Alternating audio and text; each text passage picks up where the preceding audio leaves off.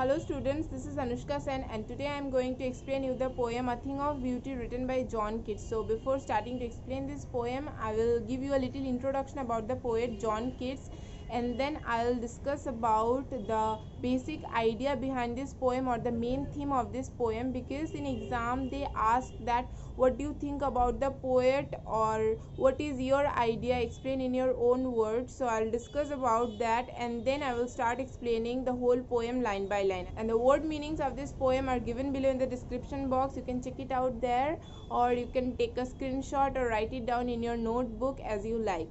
So, John Keats was an English romantic poet whose verses is known for its vivid imagery and sensuous appeal, which means that his poems are based on strong, powerful feelings or clear images, and or he used to write poems which affect senses rather than the intellect. So, this poem is based on intense glance at certain things or at nature, which naturally gets ignored by we humans. The poet tried to portray the beautiful nature in a more enchanting way so that people could understand its value and its true purpose in our life. Because with time, all the human beings are getting detached from the natural things or from nature, which is the reason for our stress, anxiety, and depression, and which is also causing depravity. So, if we people will try to open our eyes and will try to see all the beautiful things that has been gifted by God, our stress and anxiety will just fade away. The beauty of all the natural things will just absorb all our negativities, all our stress and anxiety. Meanwhile, this is the only purpose of nature's presence in our life. God has created us very carefully and He has planned everything. If there is a problem, there will also be a solution. That is inevitable. And it is also true, without adopting God's method, we cannot get out of this cycle of agony or sadness and be happy. So now I will just read the lines and will try to explain you. So, a thing of beauty is a joy forever. Its loveliness increases, it will never pass into nothingness. So, in this poem, the poet tried to convey to us that a thing of beauty provides us with endless joy. It continues to give us joy, it just never gets stopped or never gets paused.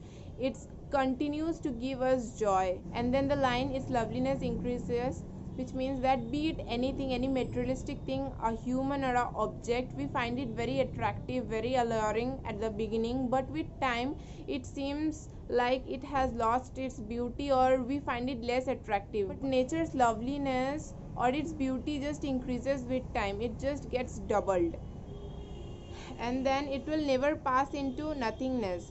So this means that its beauty will never fade away or its beauty will never go away. It will always be there for us. And then the line, but will keep a bower quiet for us. Here bower means a pleasant shady place under trees. So the nature will provide us a bower, a shady pleasant place to sleep. So it will give us a pleasant shady place where we can sleep peacefully with full of sweet dreams and good health, which means that if we can sleep peacefully, it will result in good health, and also our breathing will be in pace and quiet.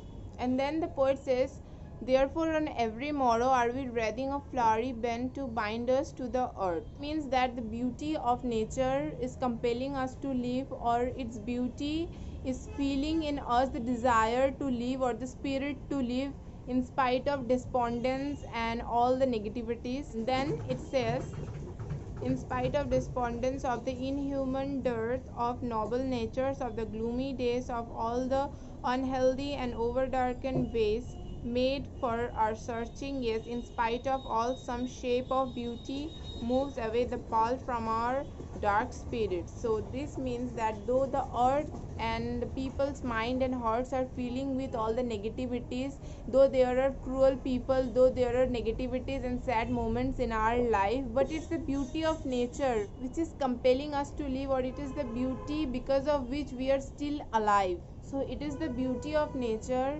which will help us restore happiness and which will help us restore positivity in our life, or otherwise the earth will get drowned in gloominess or sadness. Now from the next line, the poet mentioned few examples of all the natural things: the sun, the moon, the river, the sheep, and the flowers, and everything which make our lives more beautiful. The poet says that these things are like a boon, or boon means blessing. These all things are like a blessing bestowed on all of us by God. The sun which gives us sunlight or rays of hope to wake up every morning. The moon which guides us through the darkness with its soft light. The trees which gives us shade in scorching heat. Flowers which erases our stress with its beauty.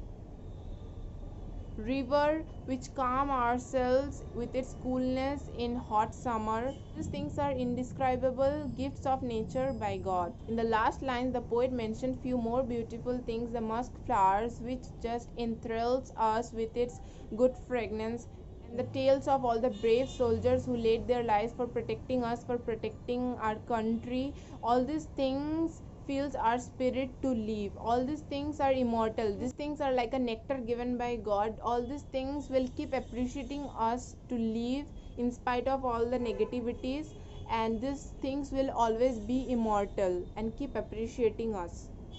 Thank you. Hope this video will be helpful for you. If you like this video, please like and do subscribe. Thank you.